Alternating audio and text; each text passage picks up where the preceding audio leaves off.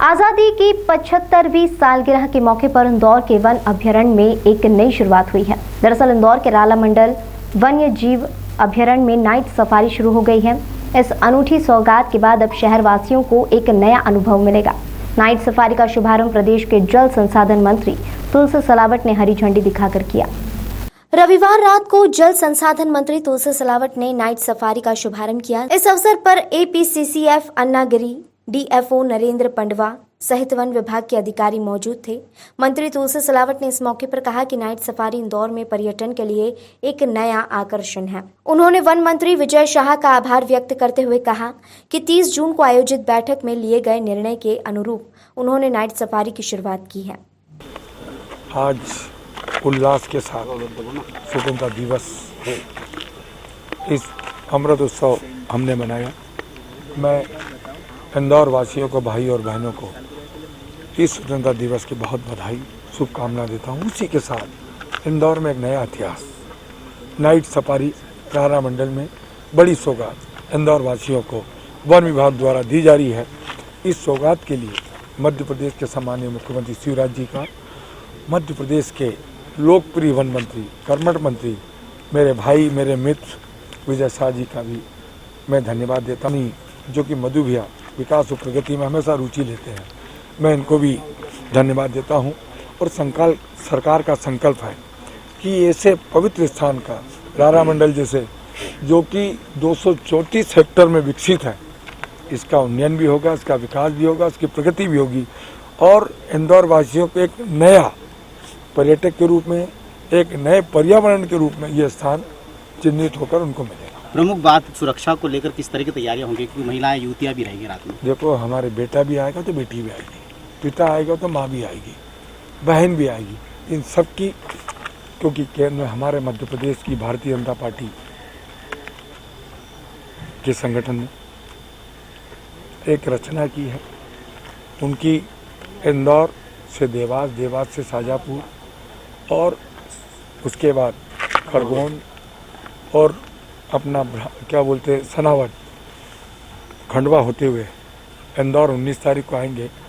पूरी तैयारी हमारा संगठन, हमारी पार्टी भारतीय जनता के सम्माननीय प्रधानमंत्री जी ने, जो उनके अपनी कैबिनेट में जो स्थान दिया है, और मंत्री बनने के बाद मालवा की उनकी पहली यात्रा है। मैं सोचता हूँ कि सबका आशीर्वाद लेने आ रहे हैं। सिंधिया जी को आशीर्वाद मिलेगा और एक उनको ऊर्जा मिलेगी। और जिस प्रकार से उन्होंने बहुत, वहीं वन विभाग के डीएफओ ने बताया कि भोपाल में हुई बैठक के बाद से ही वन विभाग ने तैयारी शुरू कर दी थी, जिसे साकार रूप अब मिल गया है। देखिए, नाइट सफारी का जो प्रस्ताव था वो हम भोपाल बैठक में गए थे जब मई के महीने में, तब हमारे माननीय वन मंत्री जी, माननीय जल संसाधन मंत्री और माननीय मंत्री जो पर्यटन मंत्री हैं उषा ठाकुर जी, उनके द्वारा प्रस्ताव रखा गया था कि यहाँ पर इंदौर में जिस तरह भोपाल में नाइट सफारी होती है, वहाँ पर इंदौर में भी शुरुआत की जाए, ताकि इंदौर के लोगों को भी इसका आनंद मिल सके। इसी के तारतम्य में हमने जब पिछली बैठक यहाँ पर इंदौर में आयोजित की गई थी, जो हमारे वन मंत्री जी और जल संसाधन मंत्री यहाँ पर आए थे, सांसद जी भी आए, ट्रायल रन शुरू कर दिया था। तो उस ट्रायल रन में हमें ऐसी कोई विशेष दिक्कतें नहीं आई है सुरक्षा की, पर फिर भी जैसा आप लोगों के द्वारा अवगत कराया गया, सुरक्षा एक विशेष मुद्दा है। और ख़ास करके जब यहाँ पर पर्यटन लोग, जैसे आज माननीय मंत्री जी ने यहाँ पर औपचारिक शुरुआत की है, तो इसके बाद यहाँ पर स्वाभाविक है कि यहाँ पर सैलानी बढ़ेंगे और ज़्यादा से ज़्यादा लोग आएंगे। तो इस दृष्टि से हमें सुरक्षा के पुख्ता इंतजाम, हमारा विभाग में हम लोग भी महिला कर्मचारी वगैरह को भी यहाँ पर तैनात करते हैं।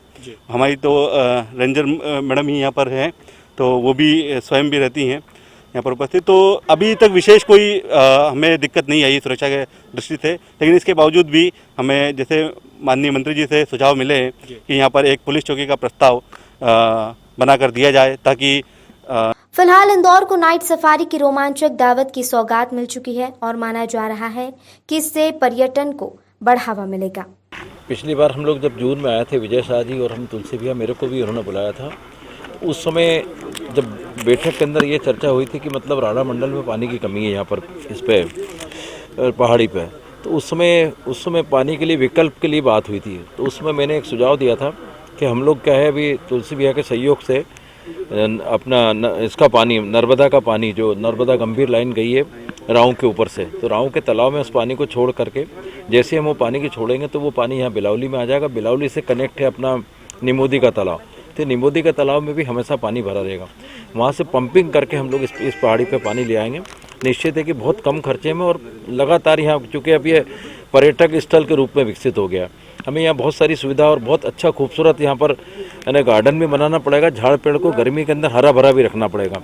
तो निश्चित है कि मेरा प्रयास होगा कि पिछले तुलसी तक बुलाएंगे तो वो काम मतलब सर्वे हो चुका है, जैसे ही वो टेंडर वगैरह की प्रक्रिया पूरी करेंगे तो बहुत जल्दी यहाँ पे पानी नहीं, निश्चित है कि बिल्कुल। एक तो यहाँ से बाईपास से लेके यहाँ तक की सड़क बनवाना है, तो वो भी तुलसी भाई से बात हुई है, शायद वो PWD से कराएंगे या अन्य विभाग से करा के उसको जल्दी कराएंगे, क्योंकि अब यहाँ पर तो मैं समझता हूँ कि ये चालू हो गई आज से नाइट सफारी।